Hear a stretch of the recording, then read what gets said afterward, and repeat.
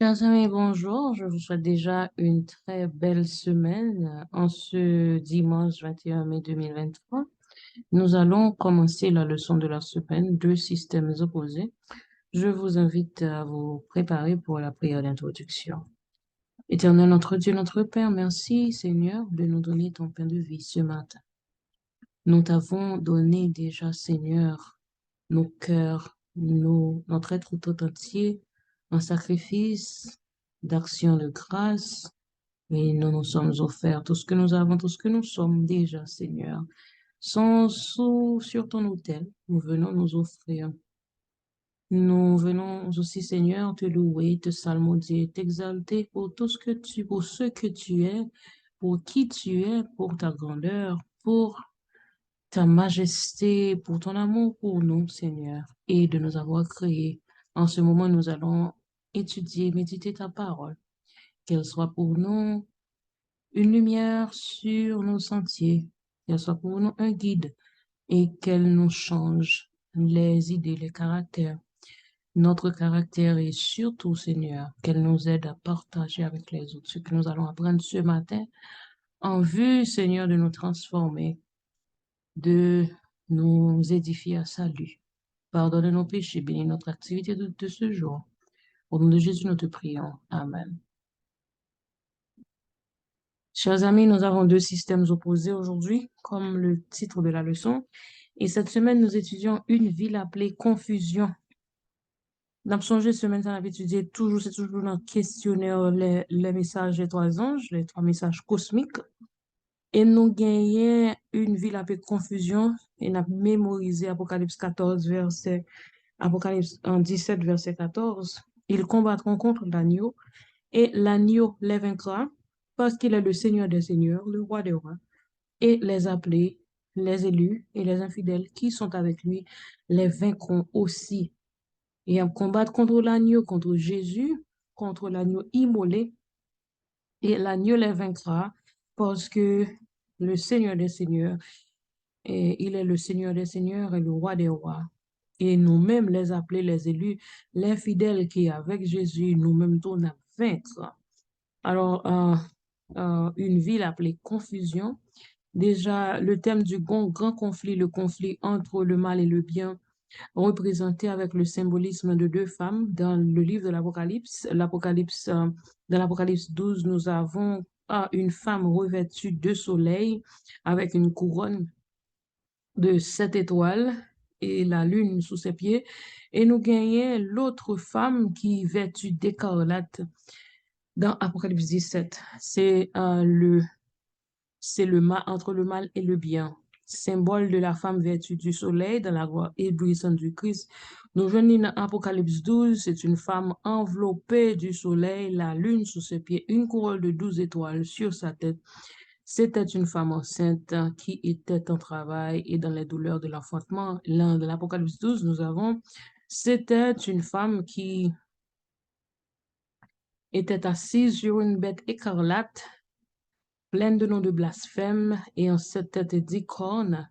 Et cette femme, dans Apocalypse 17, qui représente le mal, c'est une femme vêtue de pourpre, d'écarlate, parée d'or, de pierres précieuses et de perles.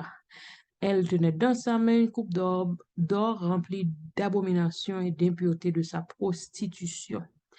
Eh bien, dans le livre de l'Apocalypse, quand on parle de prostitution, on voit le système pur de l'Église qui est souillé par la corruption des fausses doctrines. C'est l'abomination, c'est l'impudicité, c'est la prostitution spirituelle. Et la Bible comparait l'apostasie à la possession ou l'adultère. Alors, Jacques 4, verset 4 nous fait comprendre que nous pas capables de l'amour du monde parce que l'amour du monde, c'est inimitié contre Dieu, c'est-à-dire monde qui voulait être ami du monde, c'est ennemi de Dieu. C'est-à-dire, nous vivons dans ce monde, nous pouvons vivre dans ce monde sans être de ce monde. Nous sommes des citoyens du ciel. Et bien, dans le semaine, nous allons étudier comment ces deux femmes d'Apocalypse yo yé, comment nous capables de faire la différence entre la vérité et l'erreur. Pour cette leçon, deux systèmes opposés, comme nous avons dit, eh bien, Apocalypse 12, verset 17 et Apocalypse 17, verset 14, pourra montrer nous la description de l'Église et la réaction de Satan à l'égard de l'Église de Dieu. Apocalypse 12, verset 17, et le dragon fut irrité contre la femme, et il s'en alla faire la guerre au reste de sa postérité, à ceux qui gardent les commandements de Dieu et qui ont le témoignage de Jésus.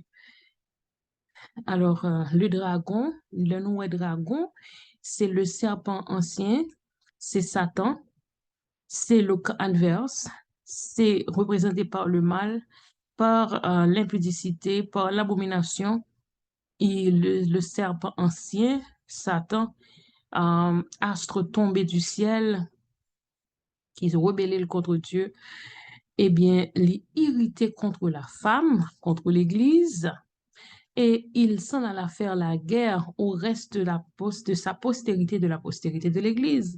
Qui est-ce qui reste de sa postérité, ça? La postérité de l'Église, c'est moun qui gardait les commandements de Dieu et qui ont le témoignage de Jésus. Alors, qui est-ce qui gardait les commandements de Dieu et qui ont le témoignage de Jésus? C'est monde qui voulait faire la volonté de Dieu. Apocalypse 17, verset 14 dit non, ils combattront contre l'agneau et l'agneau les vaincra parce qu'il est le Seigneur des seigneurs, le roi des rois. Et les appelés, et les élus, et les fidèles qui seront avec lui, les vaincront aussi. Au fil des siècles, bon Dieu, toujours, il y a un peuple qui était fidèle à lui-même.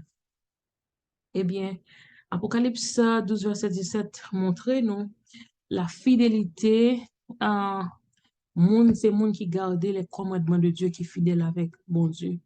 Et ces moun yo relé yo tout, les appelés, les élus, les fidèles, moi, voir si n'a gardé les commandements de Dieu, eh bien, nous, c'est les appelés, les élus et les fidèles. Les commandements de Dieu constituent la loi divine. C'est le fondement du jugement de Dieu. C'est, nous capables de dire, constitution même sur base duquel que bon Dieu va l'utiliser pour le faire le jugement des derniers jours. Alors, Apocalypse 14, verset 8 dit, nous, l'autre ange venu, il a parlé, il dit, elle est tombée, Babylone la grande. Elle est tombée, Babylone la grande, qui a abreuvé toutes les nations du vin de la fureur de son impudicité. Ça, c'est pas le bon vin, ça, c'est nous allons voir une différence entre le vin qui représentait le sacrifice de Jésus, le sang pur de la nouvelle alliance, et le vin de l'impudicité, c'est le vin de Babylone. Apocalypse 17, verset 1 et 2 dit-nous, puis un des sept anges qui tenait les sept coupes vint et il m'adressa la parole en disant, viens, je te montrerai le jugement de la grande prostituée qui est assise sur les grandes eaux. C'est avec elle que les rois de la terre se sont livrés à l'impudicité, et c'est du vin de son impudicité que les habitants de la terre se sont livrés.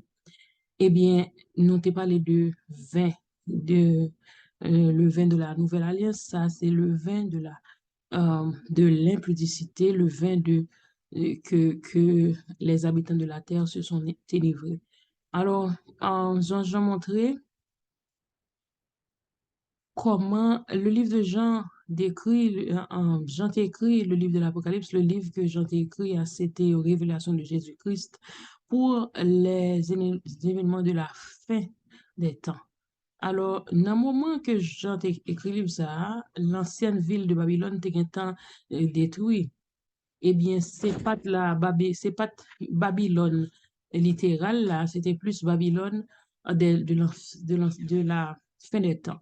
Alors, l'ancienne ville de Babylone, c'est un type et un symbole de la Babylone de la fin des temps, c'est-à-dire c'est la ville qui se révolte contre Dieu. C'est même genre, nous, leçon, c'est deux systèmes opposés, c'est le système de Dieu contre le système de Satan.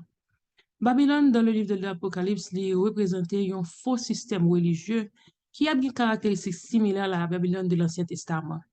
C'est-à-dire que c'est une structure qui a gagné des vérités mélanger avec la fausseté pour capable faire monde penser que yon un vrai chemin et comme ça yon capable perdu la nous capable dire même nous capable dire yon capable perdu la vie éternelle. Apocalypse 17 verset 1 et 6 parlait de cette femme vêtue de pourpre d'écarlate qui gagnait d'or, qui gagnait et en pile perle, qui gagnait en pile richesse.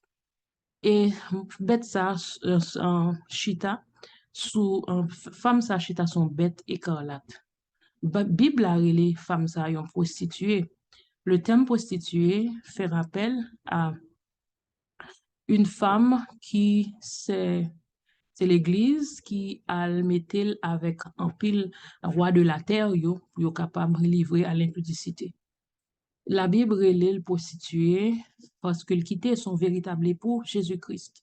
L'Église pure, c'est l'épouse de Jésus, c'est l'épouse de Jésus-Christ qui doit rester pure et irrépréhensible en attendant son époux. Apôtre Jean a montré nous la description de ce système qui c'est cette bête, qui c'est cette femme vêtue de pourpre, qui c'est la prostituée, qui représentait un système religieux apostat qui a une influence puissante dans le monde. C'est en puissance ça, les rois de la terre se sont livrés à l'impudicité. C'est du vin de son impudicité que les habitants de la terre se sont délivrés. C'est-à-dire que l'impudicité, euh, tout un mensonge système religieux ça qui pourrait essayer mettre parole bon Dieu à mélanger avec fausseté pour capable séduire plusieurs, c'est symbole de faux enseignements, de fausses doctrines, de erreurs, de tout un système religieux qui a essayé de changer les commandements de Dieu, qui a essayé de changer la loi, qui a essayé de changer les temps. C'est ça que fait moi-même avoir nous supposons faire comme les habitants de Béret chaque fois au ban nous une instruction biblique. On nous prend Bible nous pour nous lire, demander bon Dieu pour le faire nous et comprendre ça n'a pas étudié. Alors, la leçon d'aujourd'hui, deux systèmes opposés. Je vous souhaite déjà bonne méditation, bonne recherche et bonne semaine à demain si Dieu veut.